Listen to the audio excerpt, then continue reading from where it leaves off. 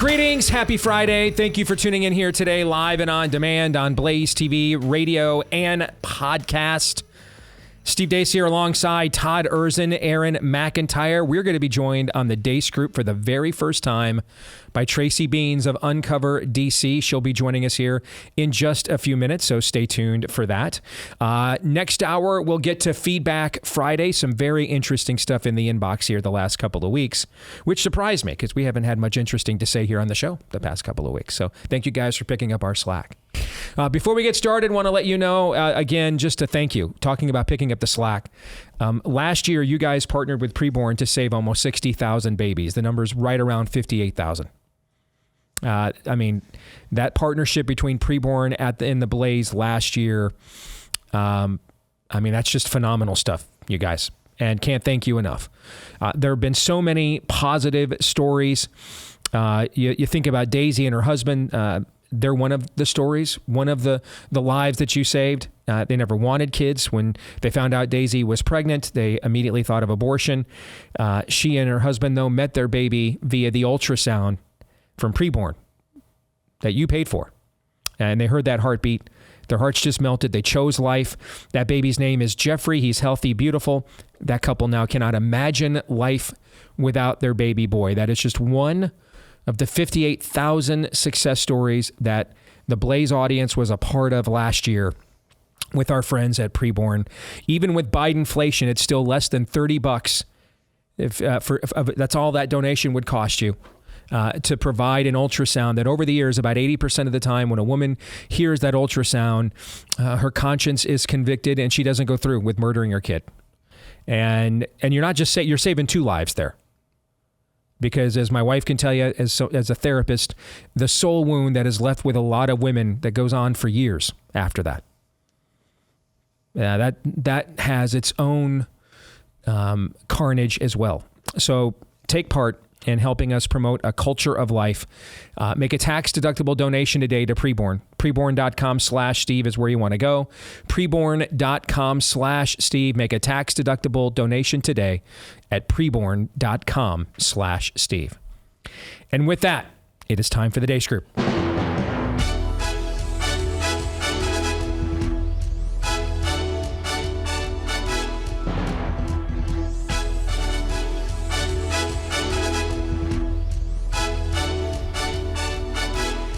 I always like when we have people on the Deace Group for the first time because, you know, we tell them ahead of time, hey, if you're familiar with the old McLaughlin Group show, it's the same format, everything else. And then, you know, we stole the logo. We ripped off the music. Everything's the same. I mean, the format's the same. And they're like, oh, it's actually just a knockoff. Correct. It's a complete and total knockoff, but it came from PBS. So we own that. So we can do to them whatever we want. And plus, John McLaughlin is dead now, so I don't think he'll mind. And with that, let's get to our weekly look at the week that was with Issue 1. Bleep, Lord Nefarious says. So I am going to spend the next minute screaming, because that is what is going on in here. That is what the trans genocide in this country, in this city, has brought me to. So I'm generally in opposition to laws that uphold the extermination of minorities. Have an abortion with me. I was really torn about whether or not I was going to make this video, but I think it's important. And the main course, or the final solution, and yes, I intentionally capitalize final solution, is a drooling, snarling chomp that ends the lives of all trans people in this state and the nation. One of my first baby, I had to do the whole ultrasound process. That really did not bang with me. I ghosted the second appointment, so I have this baby. I could not have another baby. So the safety issue here isn't largely that someone's cis daughter is going to lose out to a trans girl in sports. Statistically, the data isn't there, and I have that here. I'll give it to you so you can check it out. And it isn't that she's going to be ruined for life by seeing a trans girl's penis in the locker room. In fact, statistically, that won't be the first penis she sees. The safety issue is a straight and narrow path to elimination of minorities, trans people, queer people, disabled people, Jewish people, black people, brown people, and a tightening definition of what is acceptable as man, woman, and human. But pro tip, you're going to take the ibuprofen before you take the second pill. That's a mistake that I made. After the ibuprofen kicked in, I was like, okay, we up, we out. I did a little hair mask. I did a little face mask. I was feeling good. Like, honestly, at this point, it just kind of feels like a heavy period. It is important to acknowledge that with the exception of being a cisgender male, everything about how I was born has put me at the current center of a damaging and widely accepted myth. That myth is that gayness orbits around straightness, transgender orbits around cisgender, and that all races orbit around whiteness. I appreciate this community so much because it's where I learned to reject this myth. I appreciate this community because together, we are not just going to question this myth, we are going to destroy it. This day, mostly I just focused on hydration, feeding myself, keeping with our routine. We did some stretches. I also spent a lot of time on this day checking in with my support team. So what that looks like is calling my friends and my mom and my sisters and my therapist and just making sure that I am well. And if I'm not well, if I'm struggling with those feelings, that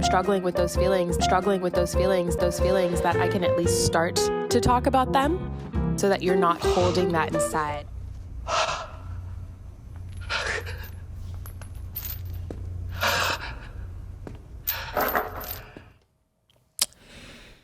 Well, there you have it. Let's get to the first question. We always have the guests go first, and ladies always go first. All right. So, Tracy, we go to you. What was the most horrible of horribles that you were just subjected to? Why did you just subject me to any of that? My gosh, that's terrible. Okay, why are they always wearing masks, Steve? Why? Do you ever notice that anytime that somebody confused is testifying at a hearing years after COVID, they're always wearing a mask? It goes hand in hand.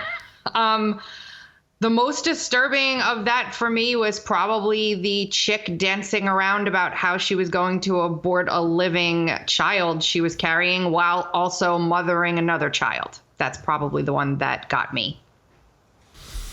And put it on a TikTok video so that one day, if she goes through with that decision, Tracy. She did. She did. Okay, that young lady then knows that her mother killed her sister. Unbelievable. And discussed it like out in the open with her when she was younger. I remember there was a case, I think it was in Oregon, about 8 or 9 years ago, where a couple sued a clinic for wrongful birth. And their concern was that the clinic did not tell them that I think this was going to be a Down syndrome child. And if the clinic had correctly diagnosed this, do you remember this case? Yeah. If the clinic had correctly diagnosed this, then they would have chosen to abort. And now they were stuck with this Down syndrome kid because the tests that were done by the clinic, during the pregnancy did not detect it. And so you're advertising here, and the jury, by the way, awarded them. They actually won this lawsuit, from what I recall. But you're putting on the record. Both for this child, but also they had other children before this Down syndrome kid. Everybody's going on the record in this family that, hey, we didn't want you. We would have been rid of you. You're a burden, and you're a drain on the rest of us. I mean, I've found that some of the most amazing, loving, joyful, wonderful people in the entire world are people with Down syndrome. Mm-hmm. So much love. Mm-hmm. It's all love. So that's really unfortunate. Reminds me also of remember the headline pre-COVID from Iceland? Yeah. That Iceland had discovered, had cured. What was the phrase? What was the exact phrase? Cured or figured out or some kind of phrase along those lines. Yeah. Down syndrome. And when you read the article, it was they were killing these kids. Yes. Yeah, that was their solution. So basically it was a final solution, essentially. Todd? Yeah, the headline is Why Down Syndrome in Iceland Has Almost Disappeared. There it is. Thank you, Aaron, for clarifying that. Appreciate it. Todd?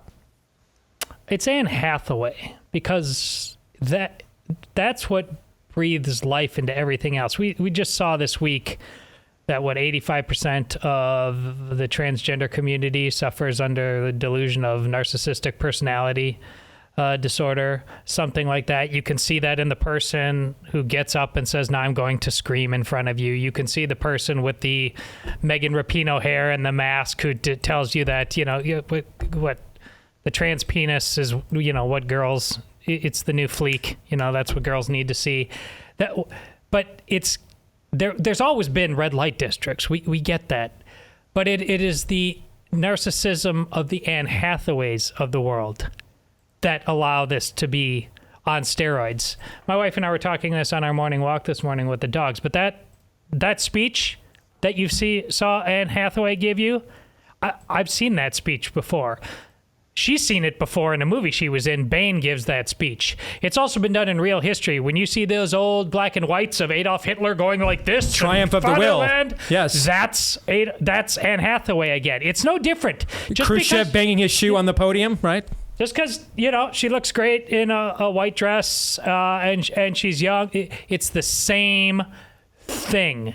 Trust me, all the doubt that the German people were feeling, and Steve's expanded on this on other topics before, after World War I. And how does Hitler happen? How does it make sense? Well, as the church falls apart and we lose our sense of identity, you see Hitler rising again. That's it. Hitler is right. This trans thing is a Holocaust. And she's proudly about the next Reich. Steve's book on another issue, COVID. These things are not different issues. Trans and COVID, they're the same issue. That's why we called it Rise of the Fourth Reich. Scientific insanity, which also happened back then. Mm-hmm. There's nothing new under the sun, people. No, there is not. Aaron. It's that mother for multiple reasons. And I thought it was obvious, but she was taking the baby-killing pill. That was what that video was, and the aftermath, the process, the preparation, the process, and then the aftermath of that. And there were two things that stuck out. One, she said at the beginning of the video, "Last time I was pregnant, I saw an ultrasound." And that didn't bang with her. What she's saying is, I saw my baby and I couldn't kill or murder that baby. So this time, I don't want to see my baby. She knows what she's doing. And the other reason she knows what she's doing at the very end, that's why I emphasize that. I talked to my support group, my therapist, just in case I have any bad feelings. We don't want to let those take hold. If this is safe and legal and morally, or it's just amoral, there's no morality. Right. Why would you have any bad feelings whatsoever? Why is it such a difficult decision if it's perfect? That is a soul that is calloused. She has her own baby right there. In other parts of the TikTok, you can see her beautiful little toddler right there. She knew what she was doing. So that's the worst. Exit question.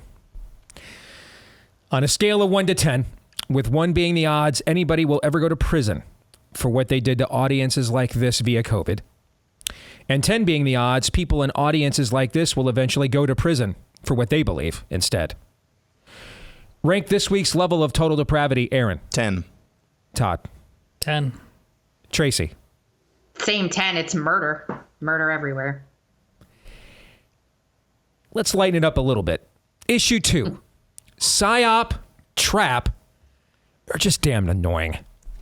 So the story goes that one Mr. Travis Kelce, the future Hall of Fame tight end for the Kansas City Chiefs, has long had a crush on Miss Taylor Swift, an international pop music superstar.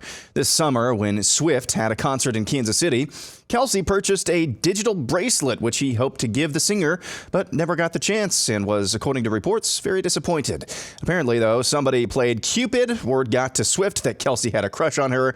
One thing led to another, and by the time October rolled around, Kelce and Swift were a thing. She was going to a bunch of Chiefs games, and the couple had an anti-Christical level level of press coverage. This annoyed some, delighted others, and outraged a few. But now that latter group is becoming even more vocal, and that latter group seems to be made up of a certain sect of the online right, who have basically made it a part-time job to inform their audiences that Tay-Tay is a CIA asset and that her relationship with Kelce is a Psyop, meant to, I guess, solidify Swift's celeb before she endorses Joe Biden or something. Not totally sure, but that's where we are. It is fascinating that those who are on Donald Trump's payroll or wish to be are the ones that are primarily driving this. Okay. So since Aaron pointed that out in his montage, I didn't say that. I said a certain segment. I'm the one. So yeah, I that's on me. I said it based on your montage. Okay. So let's start there. Actually, we'll come back to the original question of psyop, trap, or just annoying. And let's go there instead. What is the point here, do you think, of this is the same group of people. They all say the same things about all the same things all the time because they're all given orders to say these things. That's their gig. And hey, sometimes these people say things we all agree with. So it's not, it happens. Sometimes they don't. Okay. But it's very clear this is the grift core, is the Donald Trump grift core is primarily driving the psyop conspiracy theories about this. Does anybody have a theory as to why? Does anybody have a theory as to why? Who wants to go first on this? I'll go there. I think Occam's razor is that, and there's worse possible reasons that I'm more than happy to entertain, but I think Occam's razor is that Trump had a ton of obvious success for taking down the media. Early on. People were grateful for that. They were tired of it, sure. As were we. Yeah. And I think we know Trump isn't very discerning, and I think he views this as just an extension of that. If to the degree they're doing that, I don't think he's correct about that. Are you saying they're trying to recreate the energy, for example, that they had with fake news or Colin Kaepernick in the 2016 campaign, yes. right? Because it was in the middle of that campaign that he started writing "cops are pigs" on his shoes, right? Yes. Okay.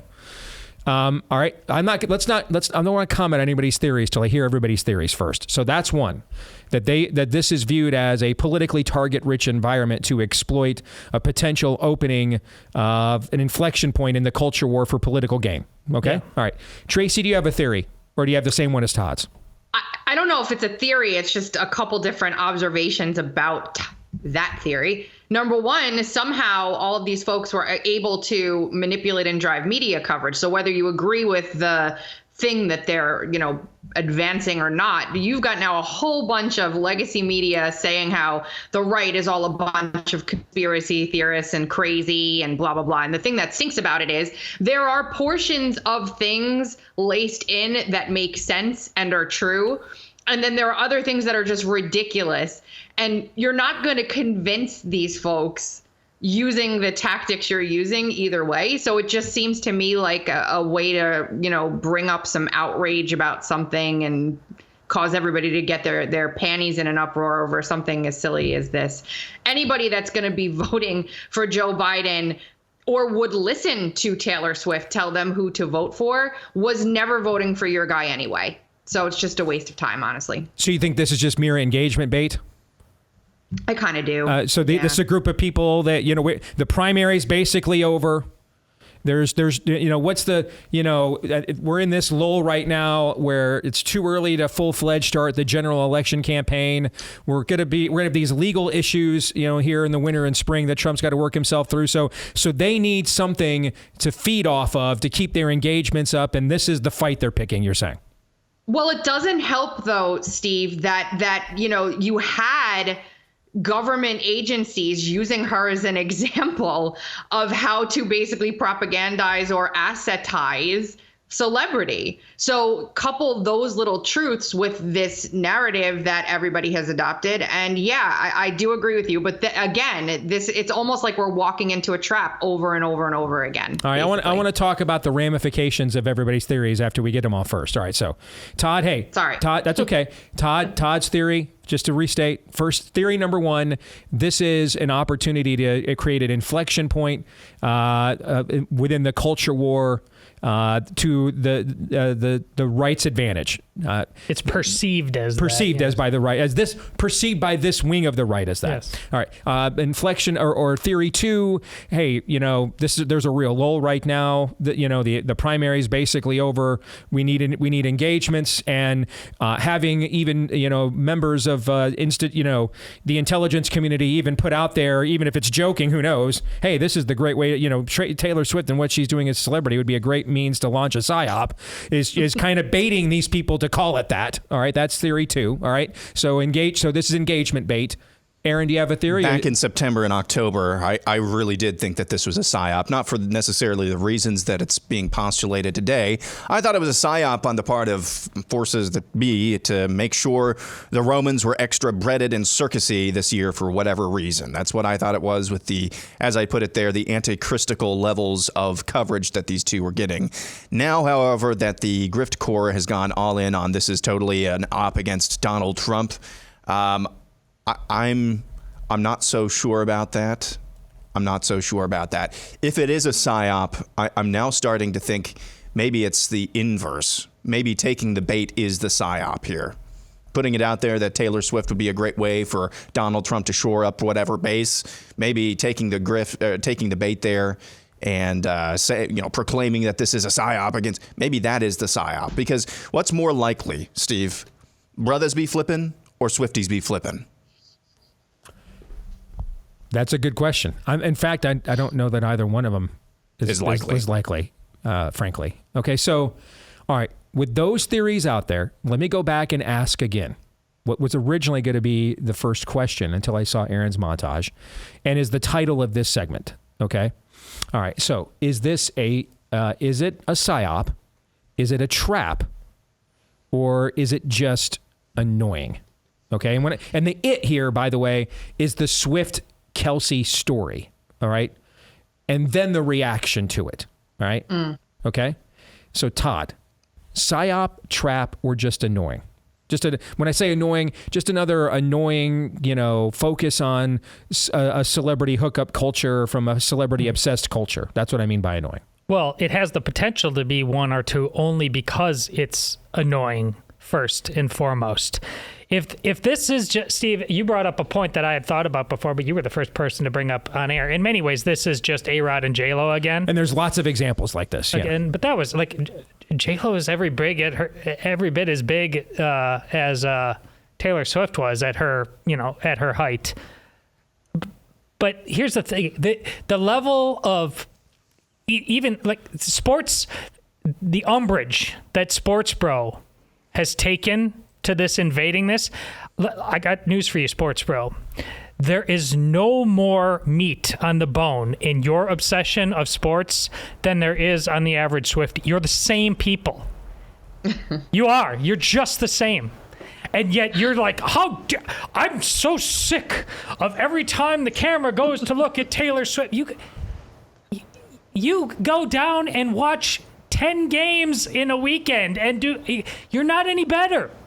You're all the same shallow, obsessed people. But this civil war that started there if everybody was just like, yeah, football, Taylor, move on with our life. No one could retcon this thing into anything. But it's because it's that stupid that, hey, Donald Trump smells something. Hey, I like the cut of your jib. Let's get in on this. Tracy, psyop, trap, or just annoying? What do you think? It's a very hard question to answer. It's a combination of all the damn things you just said. It really is. It's all of them. And I just want it to go away. I muted those words on my timeline. That's why we like her. Aaron, psyop, trap, or just annoying?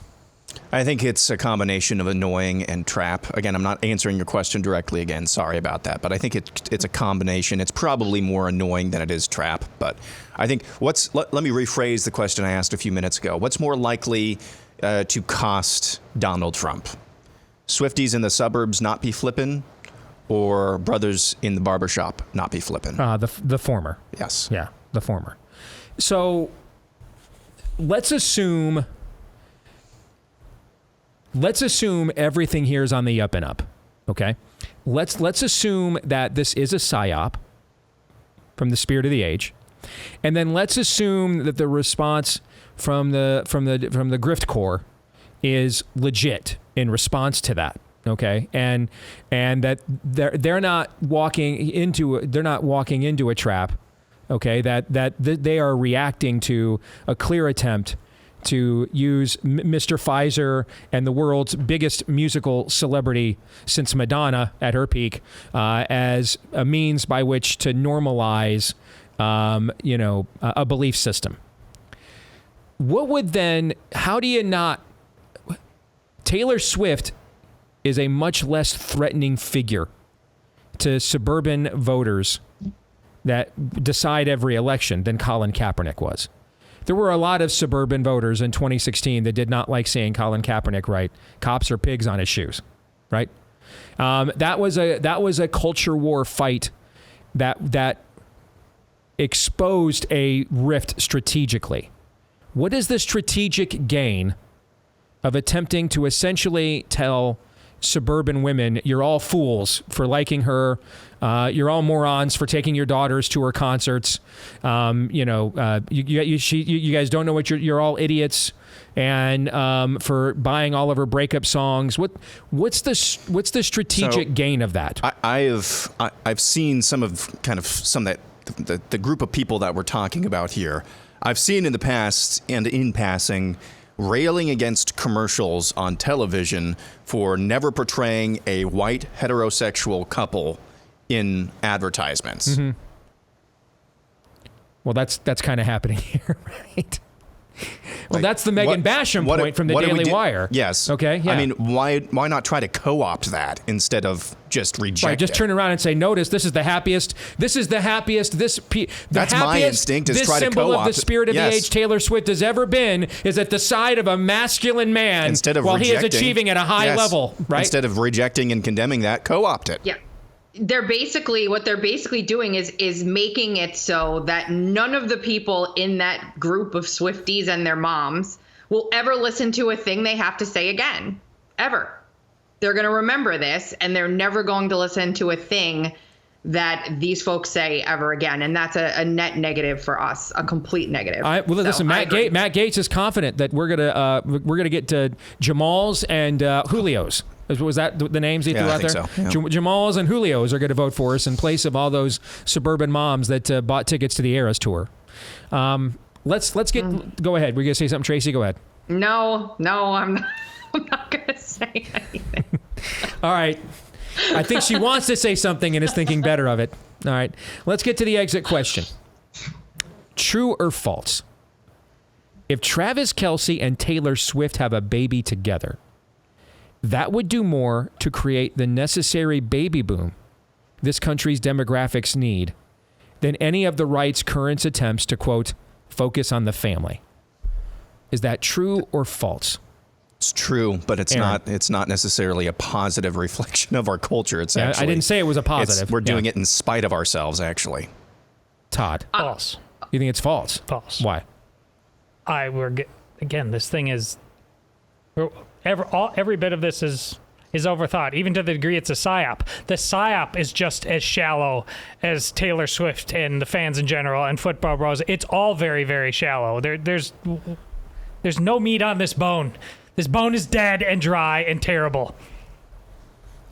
Tracy, true or false? It's true until they announce that they have a gender fluid baby. She's just bringing the heat. She gets us. Sorry. I thought she might run away after the first segment and never come back, but no, I think she's she's transcended. I agree. I mean, I am completely crushed that you said that. and also very impressed. And yes, we made the right decision to book you. This is the right show for you. The fact that you pointed that out. Yes. Thank you. I mean, if there's one thing we always realize here is it could always get worse. If there's an angle to a story that deserves to be broken down on this program, one of us will eventually come to the conclusion, oh, guys, it's worse than you think it is. And you just, without even being prepped, you just stepped right into that space. Yes. Yeah, they'll have a baby, and it'll be gender fluid. Brilliant. It'll be like Jolie all over again. Well done. More in a moment.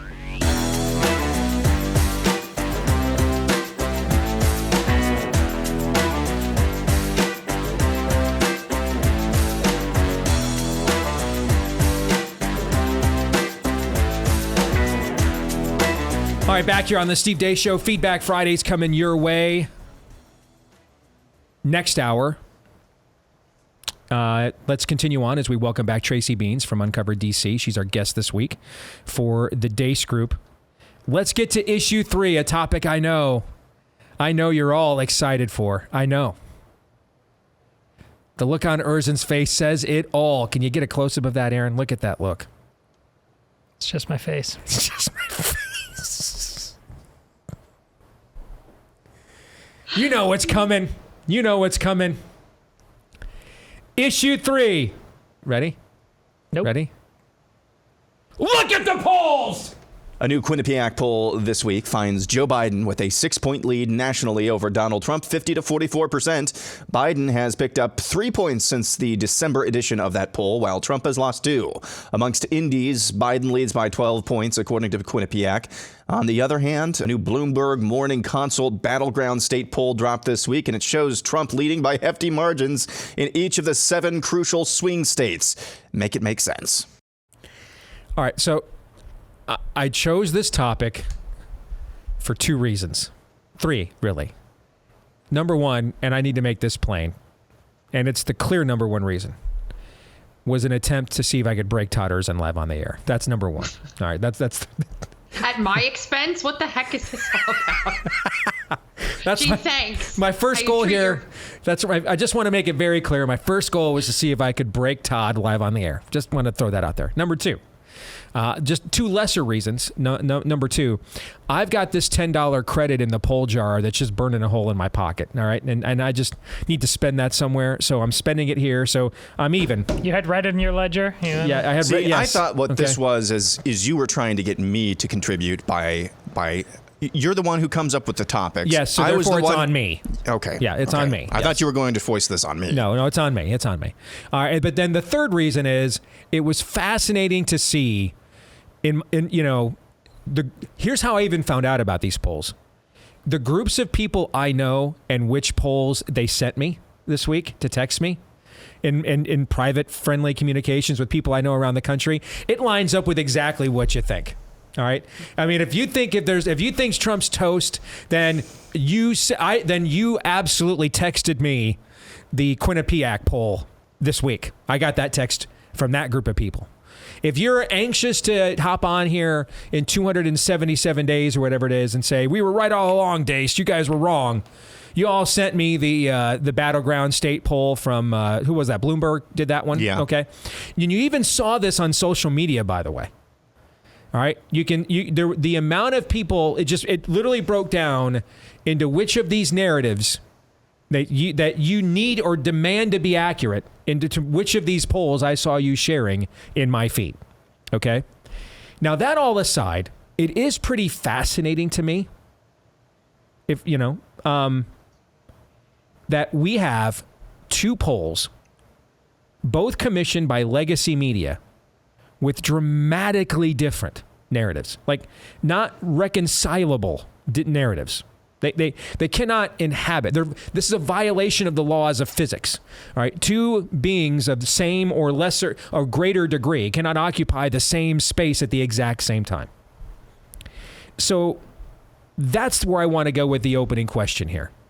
As a snapshot of where things currently are, which of these 2 do you think is more likely to be accurate, and why? Todd, I'll start with you.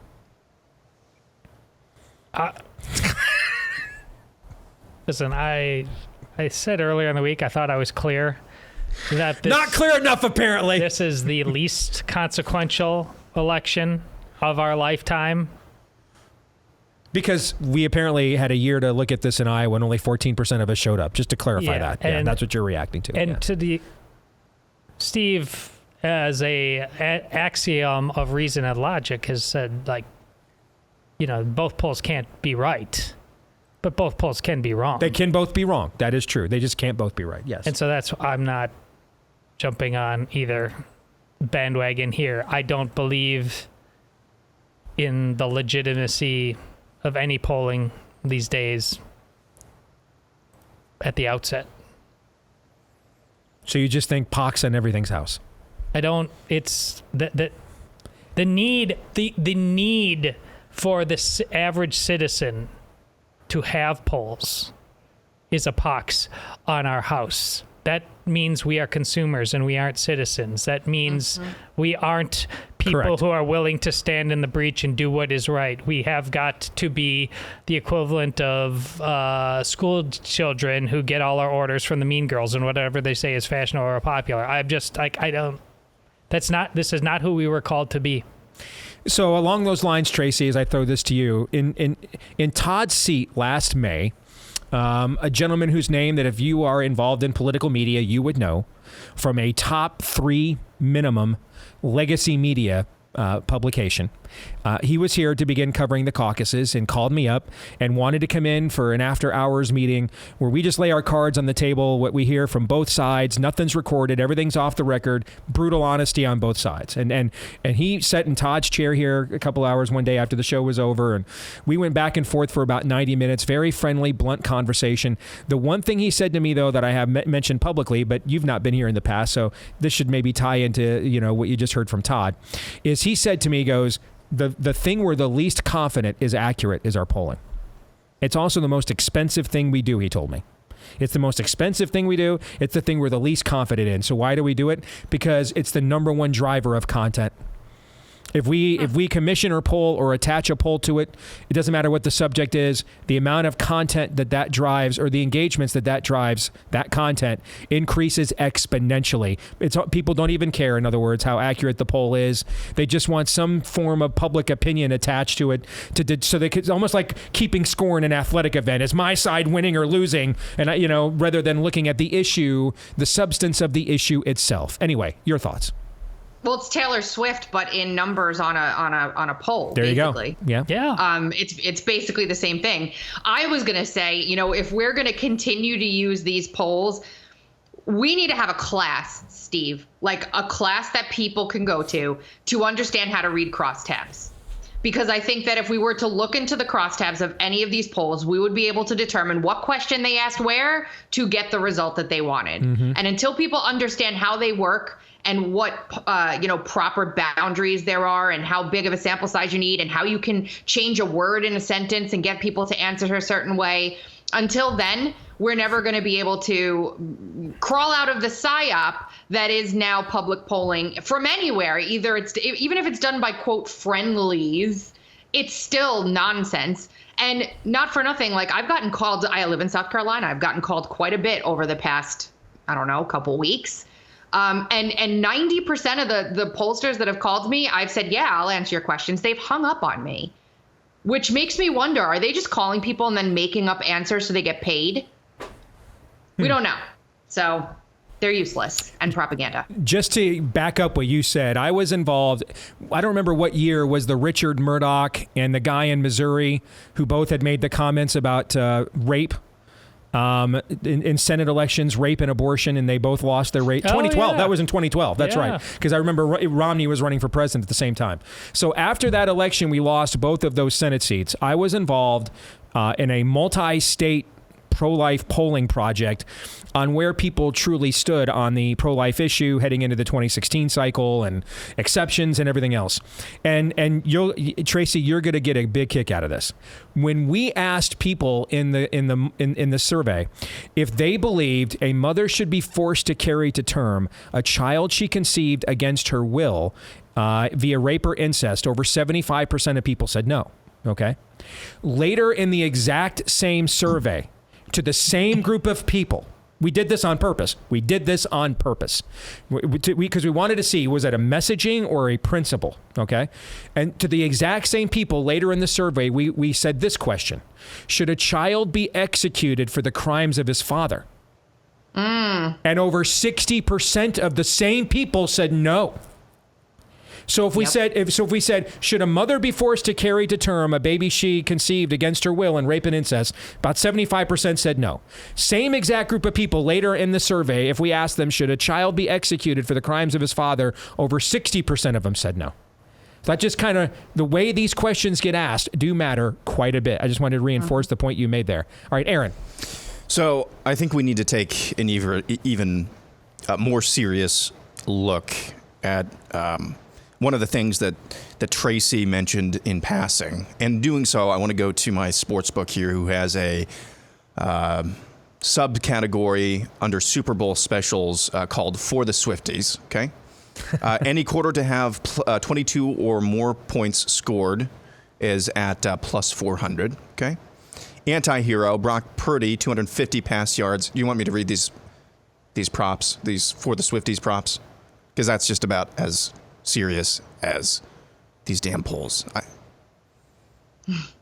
I was actually trying to figure out how to bet. It's February. Exit question. Do you want to hurt me for making this a topic? Yes. Todd.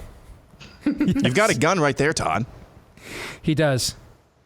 This and the Taylor Swift thing. Honestly, with that montage early on, which was a 10 from all of us, was the most somehow uplifting I found thing. the most daylight in that one. Exit question: is this the worst? No offense to the guest, she's great.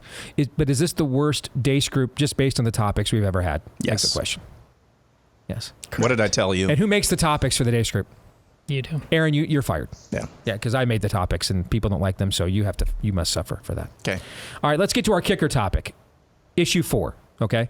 So I was actually included in this list, which is why I thought this was interesting. I don't even know how you would compile something like this. All right. But there's a guy named John Hawkins who for many, many years on the right has compiled list of, best conservative bloggers, hosts, etc.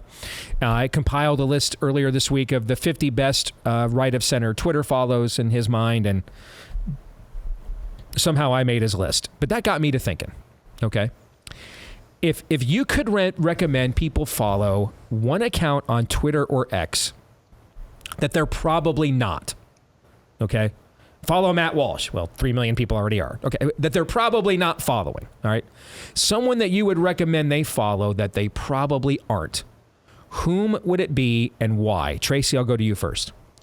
Okay, I did this in 2 sections because I really feel like we need to bring some levity, but also some seriousness at the same time. Okay. So if you want a nice leisurely Friday afternoon, go to the Twitter account Zillow Gone Wild. Yeah. That's a great Twitter account. It's a great. Zillow, like the housing app? Yeah, it's a great account. It is fantastic. I've never seen so many castles in the middle of nowhere in my entire life. And it is so much fun to go through and like pretend what you'd feel like if you bought the house that's on there. It's just, it's really cool. But if you want to stay super serious and learn something, I think an account that is passed over but does amazing work at a very high level is Ethical Skeptic. Agreed. That is a great one. That's a great one. And you just got me on Zillow Gone Wild. I just went there and follow that right now. So fantastic. Yeah. We're going back to Nashville to speak this weekend, and I was there a few years ago, and there's this town right outside of Nashville that a lot of the big country stars live in, and I can't remember the name of it. And so we had some free time and drove out there, and Shania Twain's castle is out there. So, but I'm going to warn you guys, the last time that the wife and I went to Nashville in February for a speaking engagement, the rest of the year kind of blew chunk wads after that. I just want everybody to know. Okay, so cross your fingers on that. Aaron, what would your account be? Okay. Man, it's hard to narrow it down, but I'll just kind of go with my gut reaction here. He's a guy that I've been following for a little while now. And it's less for his Twitter content and more for his projects that he works on. But his name is Brian Sauvé. He's a father and a pastor, I believe, out in Utah. And he is the host or co-host of the Haunted Cosmos podcast. Yeah, I've heard you raving about this before. Amazing crossover appeal, but it's from a biblical worldview. He's also a great singer-songwriter as well, with some really theologically rich songs that are musically rich as well. So Brian Sauve, it's S-A-U-V-E, Brian Sauve. Todd, what about you? I follow this thing called the Chivalry Guild, the Code of the Knight, Medieval Thoughts on Modern Life. That is, hold on. Yeah. That is on brand as Todd Erzin gets. Continue. Go ahead. Yes. I keep it real. Yes. Yeah. No. It's we Jack from Lost. He probably followed it too. We need to go back. All our answers are not in front of us in some great halcyon future. We're getting it as wrong right now as ever before. The answers are in the past. The Chivalry Guild, that's what it's called? All right. Good stuff. All right, let's get to predictions. Todd, I'll go back to you. There is going to be a new renewed attack on the likes of the Andrew Garfields of the world. When Andrew Garfield got close to solving what more and more people now believe to be true, that regular vaccines just cause autism, a fatwa was put out on him. And now that it's becoming increasingly clear what's happening with the mRNA vaccines, you're going to see flat out pharma hit jobs on this group of scientists, the next level of hit jobs. I would think RFK Jr. would be the top since he's running for president, right? Correct. I saw a clip this morning. Don Jr. was on Newsmax or somebody condemning RFK Jr. for being anti-vax.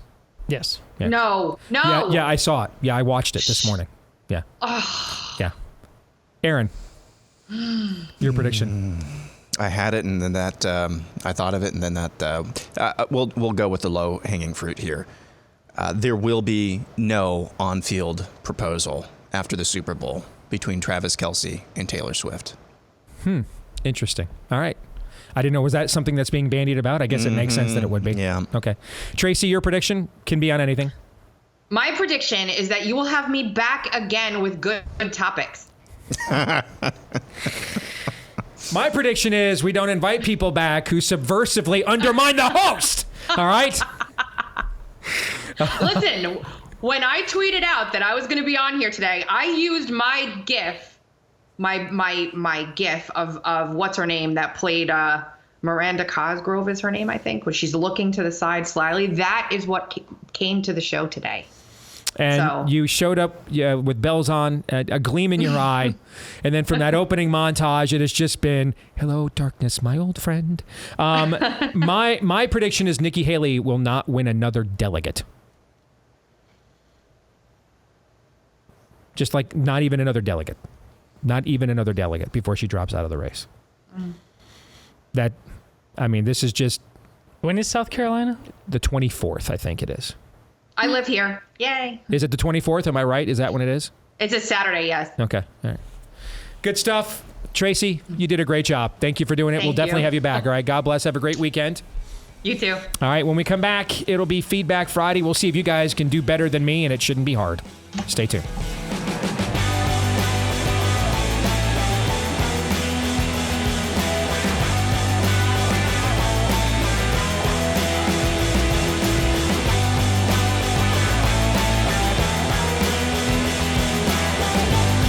All right, back here with Hour 2, live and on demand on Blaze TV, radio, and podcast. You made it through this much of the show this week. There's one more hour left. You might as well see it through to the bitter end. And you know that it will be bitter. Thank you for hanging in this long. Maybe even enjoying it. And if you are, I frankly question your tastes. But we appreciate it nevertheless. Let us know what you think about what we think via the SteveDeace.com inbox. You can email us, steve@stevedeace.com. That's DEACE. Like us on Facebook, MeWe, and Gab. Follow me at Steve Deace Show on Twitter. Get our Instagram and TikTok.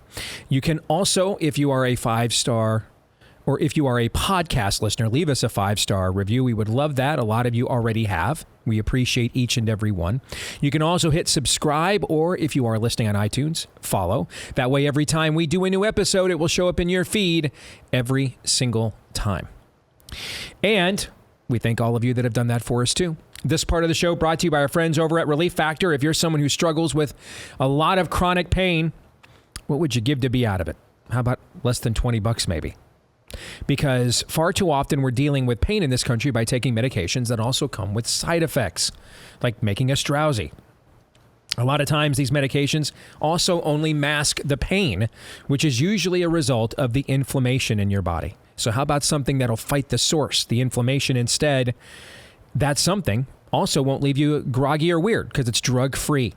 It's called Relief Factor. It's a daily supplement that helps your body fight pain by fighting the inflammation that's causing it. And over the years, about 70% of the people that have tried the 3-week quick start for just $20 see such amazing results in those 3 weeks that they hang around long term. See if you don't see a difference in your pain in 3 weeks or less for just $20. What do you have to lose with the 3-week quick start from Relief Factor? If you want to give it a shot, ReliefFactor.com is where you want to go. ReliefFactor.com. Again, head over to ReliefFactor.com. All right, it is time for some Feedback Friday. Are you guys ready to go? Always. Yes. We got quite a bit of feedback this week on Alistair Begg. And I tried the vast majority of feedback we received was sympathetic to our arguments against what Mr. Begg is characterizing. There were a few, I would say it was probably 80-20 in my inbox, in favor of us calling Alistair Begg to correct himself. But about 20% of people thought that he was in the right. So what I tried to do is come up with a kind of a sampling of the various takes on this that I received this week on both sides so that we could react to them. Okay, we'll start off with that. Awesome. One of the main reasons I listen to you guys' show, you bring Christ and you bring the receipts. Your Pastor Begg segment hit home for me. I had this in my family, a very similar situation. My sister was getting married to a non-believer after 3 years of dating him. As a Christian man and a Christian brother, we sat down and had a talk. I laid out why, as a Christian, she should not marry this man. My sister's a believer. I told her I could not give to a man that was not a believer, or give her to a man that was not a believer, since my father had passed, and it was my place to take his place. I told her, even as I wanted to be there and give her for marriage, I can't do it. I can't affirm this wedding. I had too many reservations. She understood but was hurt. Unfortunately, time proved my choice was correct. He ended up being an abusive man and a terrible human being. So they eventually divorced. I never looked at her and said, "I told you so." But when I asked, I said, "God wanted better for you." And that's what I was sharing with her now. She is now on her 4th marriage, but she finally married a Christian man and has never been happier. God wants us to follow him in his ways, not us telling God, this is how I want it to do, or how I want to do it, or think it should be done. You guys hit a home run the other day. Keep bringing the truth, no matter the cost. You guys need to continue to work and serve an audience of one, Almighty God. That is from Marty. Thoughts? But this is why this thing called faith, if you claim to actually have it,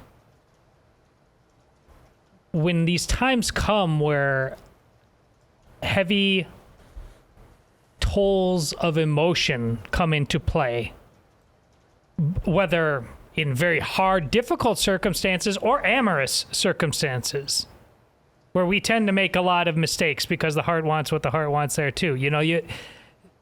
This is why the works part, faith without works is dead.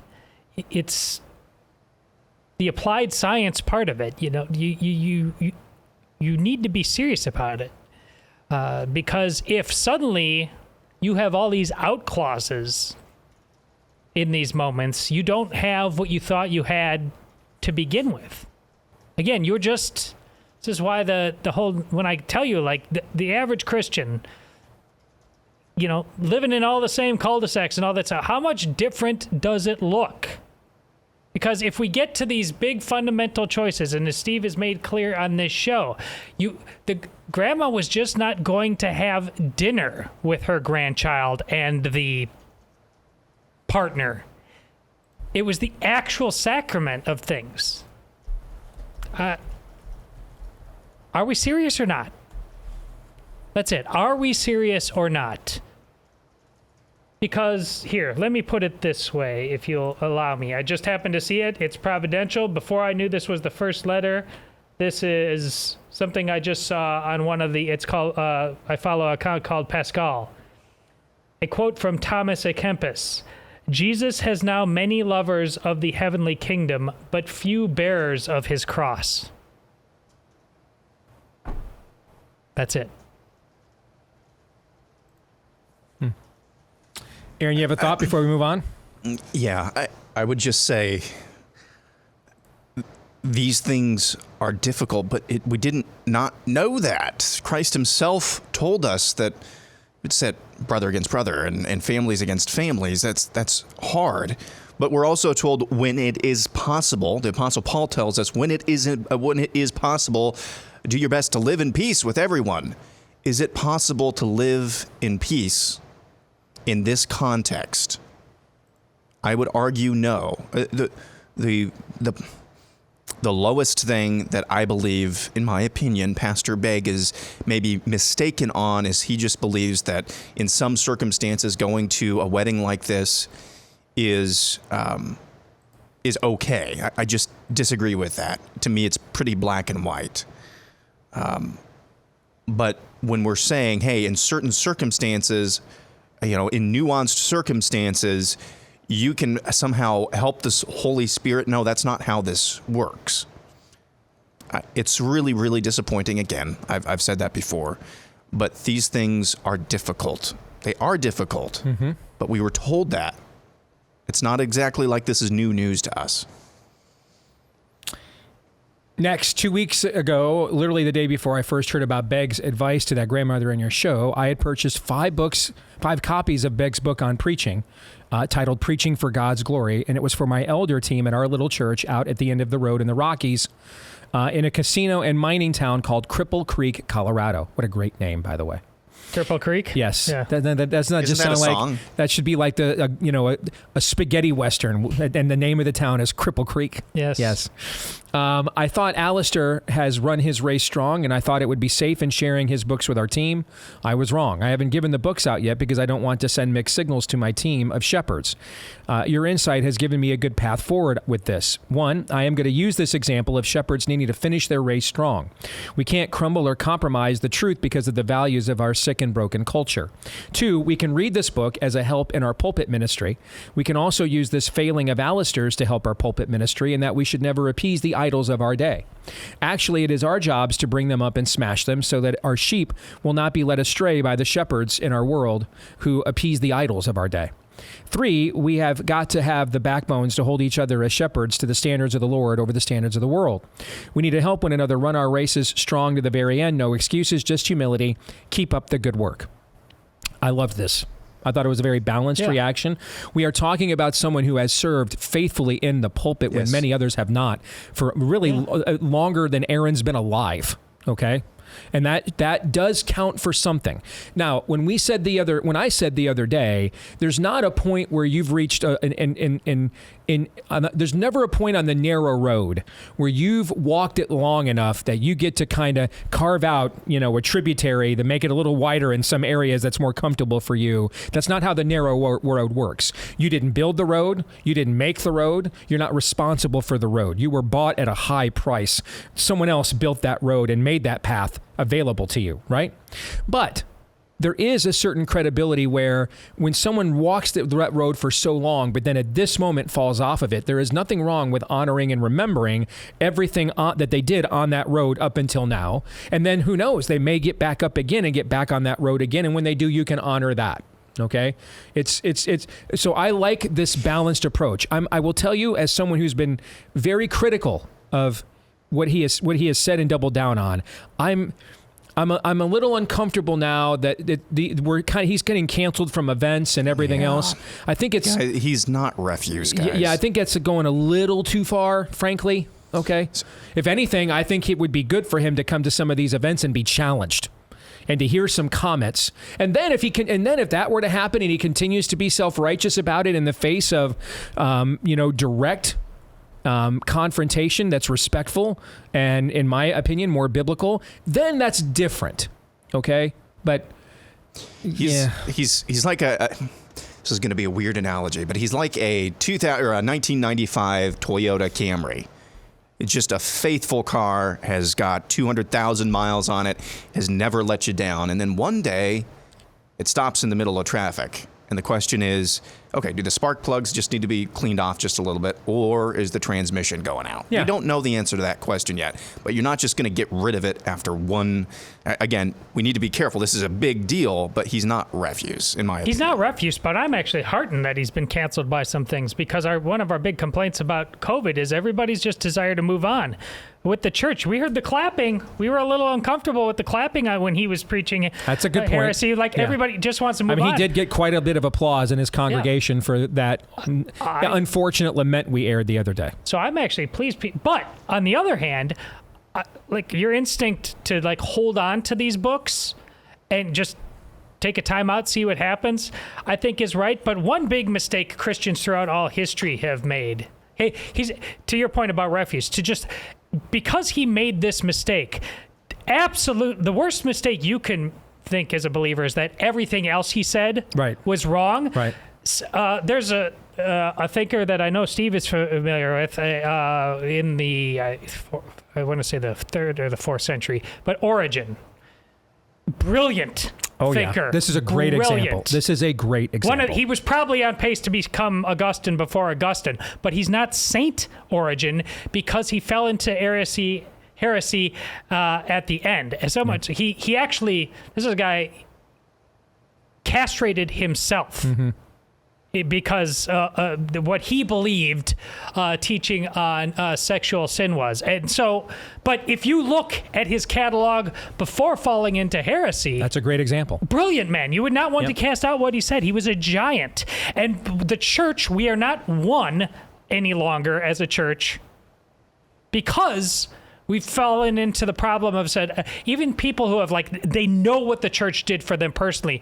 Then some people that they had held great stock in failed them and nothing matters anymore. You're making as big or a bigger mistake than Begg did if you do that. So I think there's a lot of angles we need to look this from, but I'm actually rather heartened that people are saying, you know what, this is important enough. You go sit in your corner for a while. We're not just walking past this. Okay. That's fair too. I love that the pastor in Cripple Creek, Colorado, is attempting to navigate this with discernment. Mm-hmm. That they're even attempting it. And along the lines of what you just said, Origen is a phenomenal example. And you know how much I love Augustine. But I've mentioned this before. Augustine, came out of a sex cult. And he, post-Paul, is the most influential mortal figure theologically in all of church history. And he taught that all sex that wasn't explicitly for procreation, even in marriage, may be sinful. There's no biblical justification for that. Nonetheless, do we say, well, I guess that means the most renowned work of the first 1,000 years of the church, City of God, we're just not going to read that anymore. I think we have to remember people aren't the heroes of the story. God is. All right? And I'll just apply this to myself. I'm sure there have been plenty of times over the years you've heard me say things that you thought were spiritually profound. And then there have been plenty of times over the years that I've said things that have just made you cringe. Now, sometimes that's because you're too nice. Sometimes it's because I'm not nice enough. Fair? Yeah. Yeah. And so I could see someone saying, hey, I was going to invite Steve to speak at our church, but then I heard blank, so I'm not going to do that now. Okay. If I, that's discernment, And maybe you're like, I think Steve does a great radio show, but shouldn't speak at our church because I heard him say blank. Okay. I have no problems with any of that. I think this is where, I don't think this is a theological term, but it can be applied theologically. Chew the meat, spit out the bones, basically is what we are saying here. All right. Alistair Begg has provided a lot of solid meat over the years, and there's no problem with feasting on that at many a meal. In this case, though, in our view, he is serving up bones. And Now we have someone who disagrees. Kathy Marino writes, I've been listening to you guys for probably 5 years, and most of the time I really enjoy it. I am so hurt and tired, though, of your constant making fun of and being super hard on homosexuals as if they are worse sinners than you or me. Now, what evidence would she supply? Is there any evidence to what she's talking about? Can you guys think of anything that would indicate this? What, constant? Yeah. I mean, is this a Lindsey Graham thing? I mean, the point of the whole Lindsey Graham thing is that he's a fraud on every level. I mean, I've explained that before, but do we apply the homoerotic humor to comprehensively to people known to be gay? Do we do that? No. No. Why do we do it to just Lindsey Graham? Because he's a complete and total fraud. Everything about him's a fraud. Say what he pretends to be publicly on every level is a fraud. That's why. But let's go on. You come across as such a Pharisee on this subject, and unfortunately you have no idea what you are talking about. You're right. I have not worked in an industry where I've worked on platforms with people who are openly homosexual. I've had nobody in my family be openly homosexual. In my own life, I know nothing about sexual sin or anything. My wife's not a person with multiple degrees looking at sexual dysfunction and turn that into a professional therapy practice. I have no experience with this. Correct? None. But she still somehow managed to love our show for the last 5 years. Yes. And quite frankly, there has not been some great pivot. So, well, you're about to find out why. Okay. I have been a follower of the Lord all my life, yet my youngest child is living the homosexual lifestyle. Okay. He was raised in a very loving family, strong Christian values, has been taught biblical principles all his life. Needless to say, this is an extreme heartache.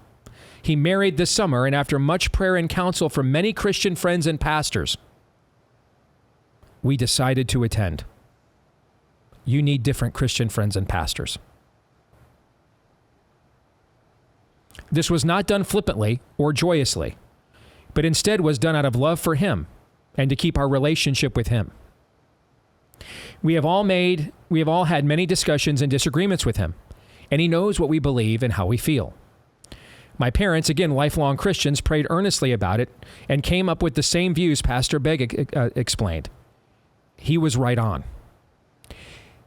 Kathy, you offered no biblical evidence whatsoever for your case. None. You made the same argument that Alistair Begg did, which is don't lose the connection with your son, or in this case, in Begg's case, the grandson. Yet, what about your love for the Lord? Have we forgotten where Jesus said, do not think I came to bring peace, but a sword? Even a man's own household will be against him. I'll just tell you flat out, because someone needs to. What you did is came up with the path of least resistance. And you prayed about it, and you retconned it and reverse engineered it. And said, well, this is the will of God in my life. To give me a path of least resistance. To help me come to some form of peace about this.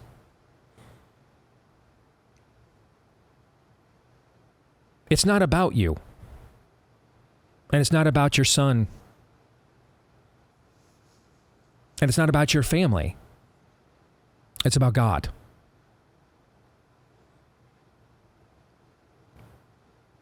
And because you did that, and because that's mostly what we do in Western Christianity.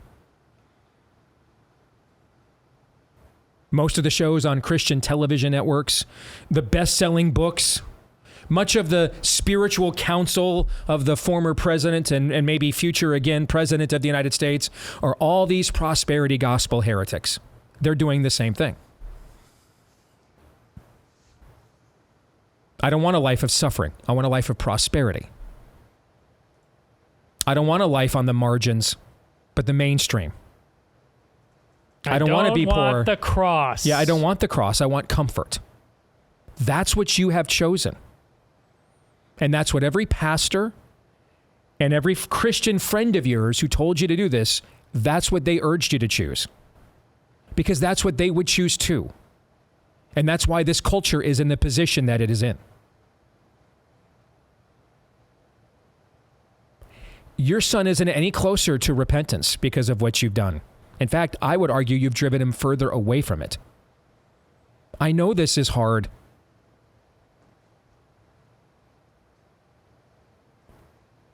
We worship a Lord that the world beat beyond recognition. Literally removed layers of skin.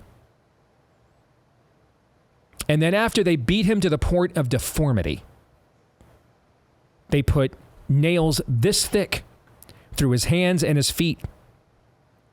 And they hung him up on 2 slabs of wood in the hot sun in public, tortured, beaten, and broken, to die amongst the most slowest and gruesome, grueling deaths imaginable via asphyxiation. Choking on his own saliva, soiling himself. This is the king of the universe. And he did this, Kathy, for you and your son.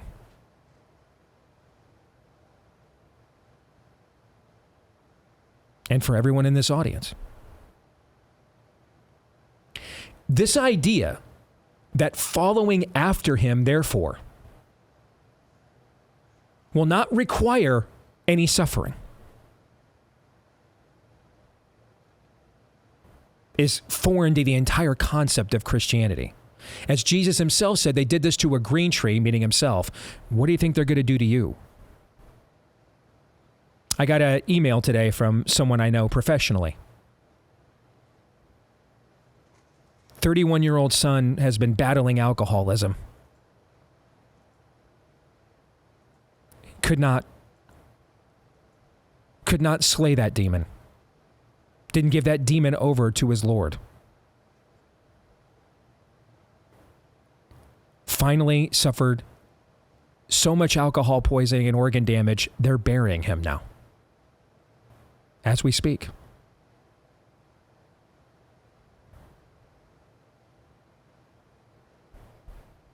The devil is a liar. The devil is a murderer. And I promise you, Kathy, and everyone within the sound of my voice, because I wrestled with these things too. I sat up in my master bedroom for months on end in the spring of summer of 2020. If you leave your wife and kids, they'll be okay.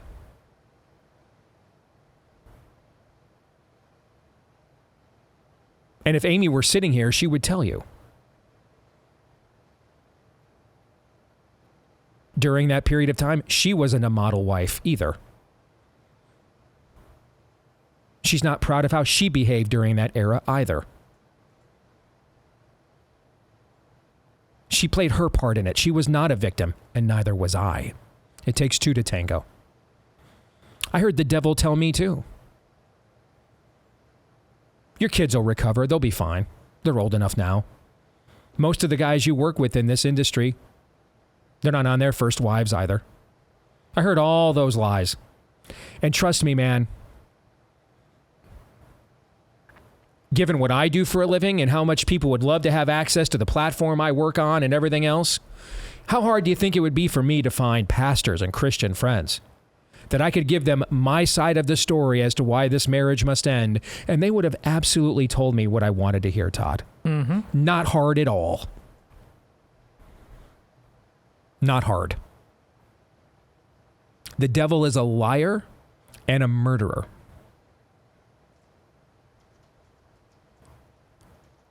And I promise you, on the authority of God's word, every syllable of it, if you are facing an existential moral challenge in your life, no matter what it is, and you are being told, no matter the source, no matter the tone, but you are being told that the solution is to come to grips with it, accept it. It's unchangeable. Embrace it even. figure out some nuanced way to tolerate it. I promise you, that's not coming from above, but the other place. And I don't care the titles of the people telling you that. I don't care the degrees and letters after the name of the people telling you that. It's a narrow road. For many are called, but few are chosen. The harvest is plenty, but the workers are few. Why do you call me Lord, but you do not do what I say? This is hard. You know what also is hard? Being tortured to disfigurement. And you've done nothing to deserve it.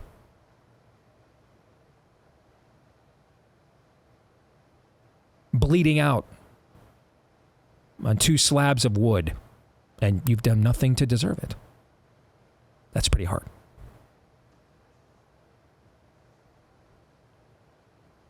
Murdered. Placed in a tomb with a 2,000-pound stone in front of it. It's pretty hard. But then that stone rolls away.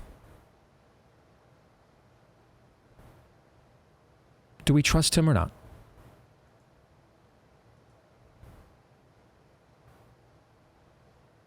Or do we trust ourselves? The wisdom of people who will tell us what we want to hear. Well, I'm not your mama. I'm not even a mama. I'm a daddy. Not my job to tell you what you want to hear, but to tell you what's up. And what's up is you retconned your own solution. That's what you did. You went to seek out a solution that was passable to you. There's a way that seems right to us, but it leads to destruction. That's what you did. You didn't seek the Lord's will. You sought yours and then said, well, since I'm just so good and pure and moral, this must be what the Lord wants, what I want. And the worst part about this, Steve, is it's not even working out the way she and Begg and his advice think it is. The whole notion of keeping the relationship is this is the premise. I guarantee you, we learned about these people. They are fundamentally narcissists. That's why they go down this road. Do you think the grandchildren or the child is thinking about this the same way? They don't think they've maintained you've done this to maintain in their head. They think they've conquered you. I guarantee you that. Absolutely they have. They've won. Yep. They're not maintaining a relationship. It's a lie you're telling yourself. You surrendered. That's what happened. And let's just say they followed Begg's advice, and this couple is well aware of the fact that, is this Kathy? Yep. They don't agree with this lifestyle. When you went to the wedding, are you absolutely sure that everyone else in that room knew that? What kind of testimony is that? Did you get up and clap when they said, I present you husband and husband? What kind of testimony is that? It's not a good one. More in a moment.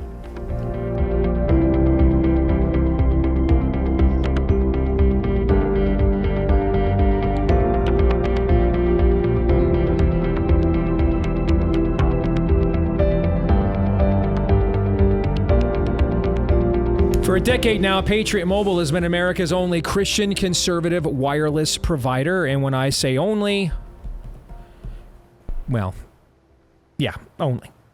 But here's the thing. That in and of itself is not a good enough reason to give them your business. How about the fact they also are a great company? They have a phenomenal customer service team, 100% US based. What does that mean? It means you can actually understand them. They give you access to all the major networks out there, but without having to directly fund your enemies who are trying to destroy whatever's left of our way of life. They are for the same things you're for. And also have a phenomenal product at the same time. So you get a double whammy there. You get a great product, but now also get to support a company providing that product that shares the same values that you do. Make the switch today. You can keep your phone. You can go to a new phone, change your number, keep your number, upgrade. They'll try to make it as accommodating for your family situation as they possibly can. Let them know if you're a veteran or first responder when you go to make the switch. And if you are, they've got extra ways to say thank you for your service. For the rest of us, if you use the activation code Steve, you get, you get a free activation with the promo code Steve. My name is the promo code, not the activation. My bad. We've only been doing Patriot Mobile for 5 years. You'd think I'd have this memorized by now. All right. Promo code Steve for a free activation at patriotmobile.com/Steve. patriotmobile.com/Steve. Promo code Steve at patriotmobile.com/Steve. Let's get back. Let's do one more on the Alistair Begg stuff. And then we're just going to let this lie for a while unless there's new developments or something. This entire Alistair Begg situation lands extremely close to home for me. I became a Christian in 2013 at the age of 33. At the time, my oldest daughter was 2 and my mother had just passed away. My sister, who's 5 years younger than me, started a relationship with a girl transitioning to be a guy. At this time, my sister was not a Christian. Fast forward to 2014, and my sister and this girl were going to get married.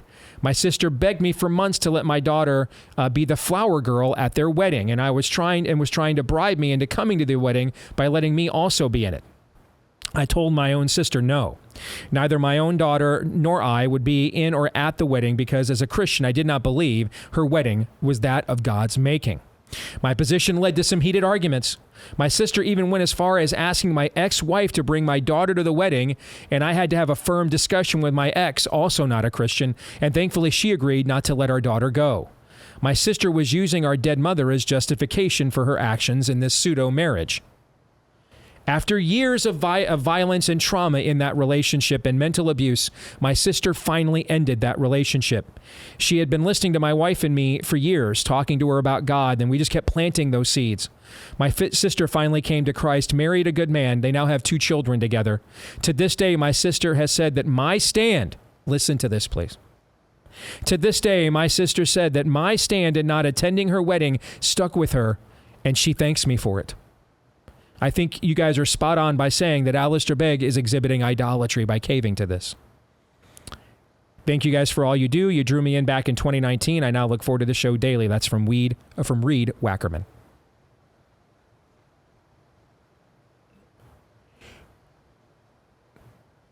There's a lot of concern.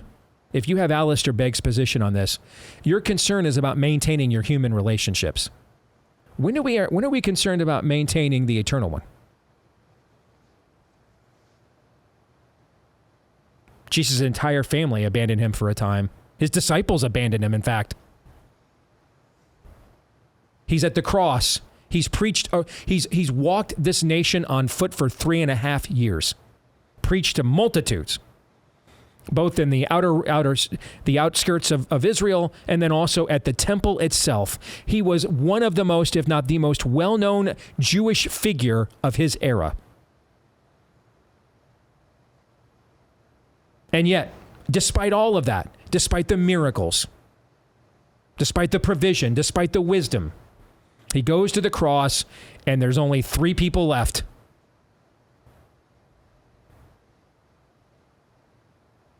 And one of them's his mom. They all desert him.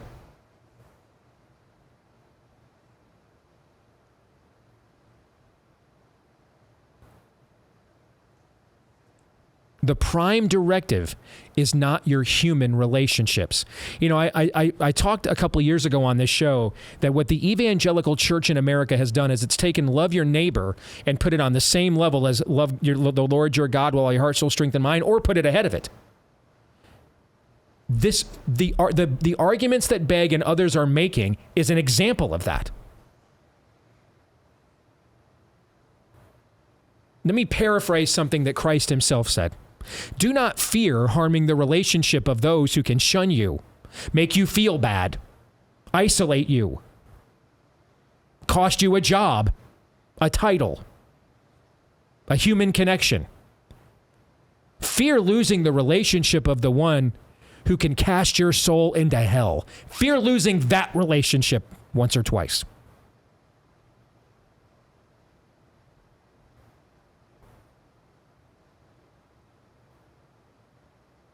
And as Reed can attest to, your willingness to not give in can be something the Lord can use to make sure that your loved one on the wrong side of his grace eventually does.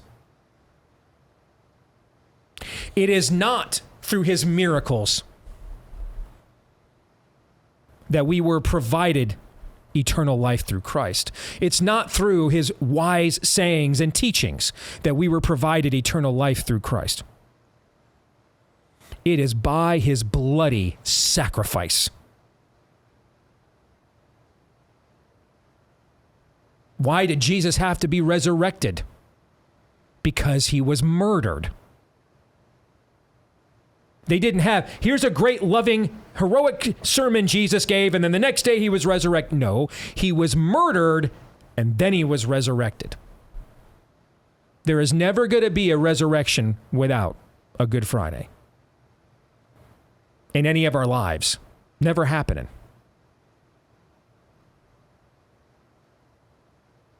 You want to know why I was on I was face down on a concrete floor at Kemper Arena in September 18, 2003?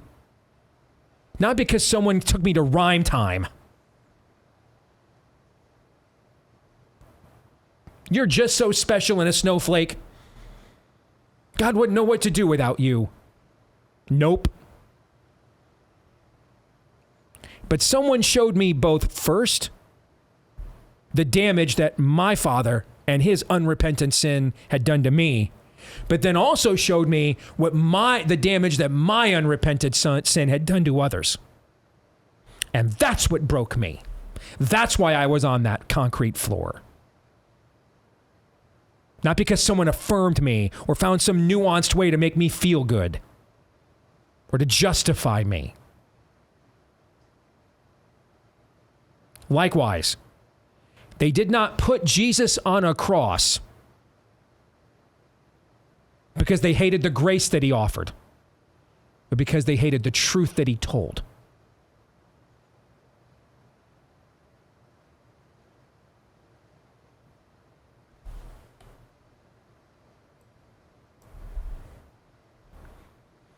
I can't even imagine. I'm a parent myself. I've got 3 kids.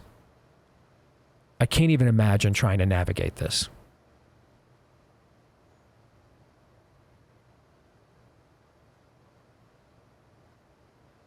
But I can imagine that I couldn't possibly do it if Christ wasn't the North Star. If that wasn't the guiding light, then I'm going to do all kinds of linguistics and gymnastics to get me to the path of least resistance. The path of least resistance has almost ended whatever is left of this civilization.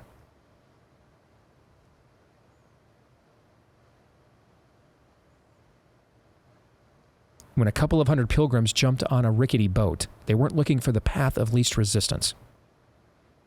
When 56 men pledged their lives, fortunes, and sacred honors, they weren't looking for a path of least resistance. When they launched the Montgomery bus boycott, they weren't looking for the path of least resistance. When they crucified Peter upside down, he wasn't looking for the path of least resistance. When they threw the Apostle John into a vat of hot oil, he wasn't looking for a path of least resistance. Was it Philip who was drawn and quartered? I'm honestly not sure. Nothing great has ever been accomplished by seeking and finding the path of least resistance. Nothing. In the history of this planet. And nothing ever will be.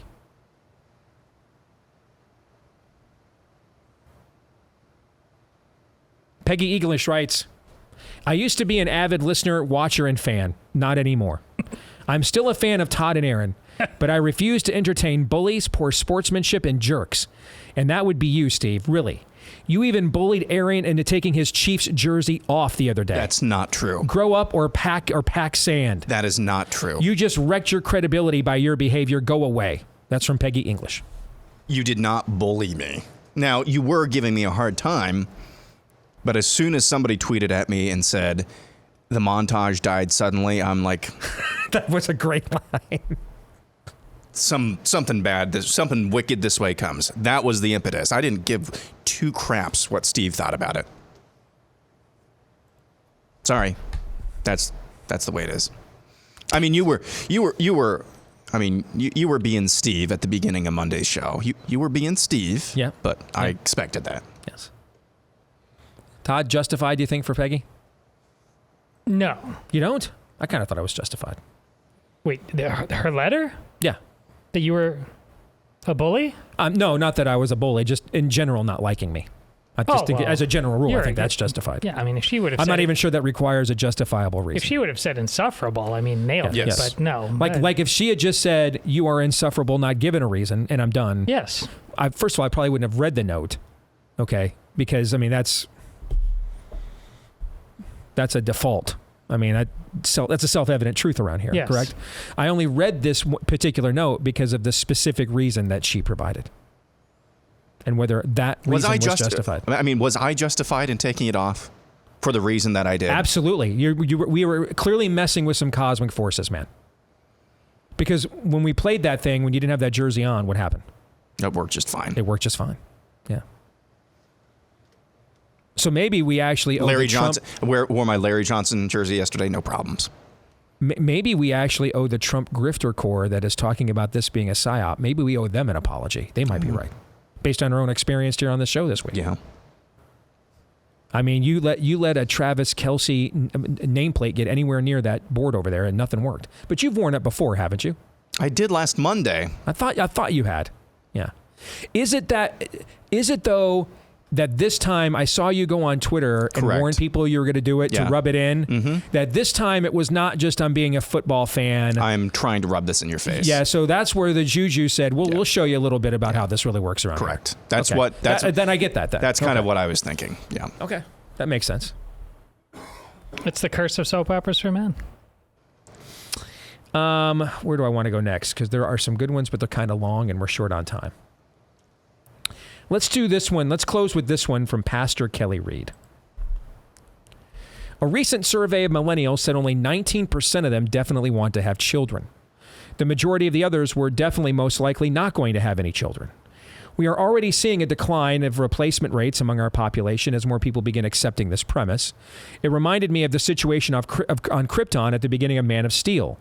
They had once been explorers, setting up colonies, venturing out into space, but for whatever reason, they withdrew back to their own planet and instituted significant populations controls to where even natural childbirth was an unheard of thing. Do you think this could be a commentary on the future of America or just merely a coincidental prophecy?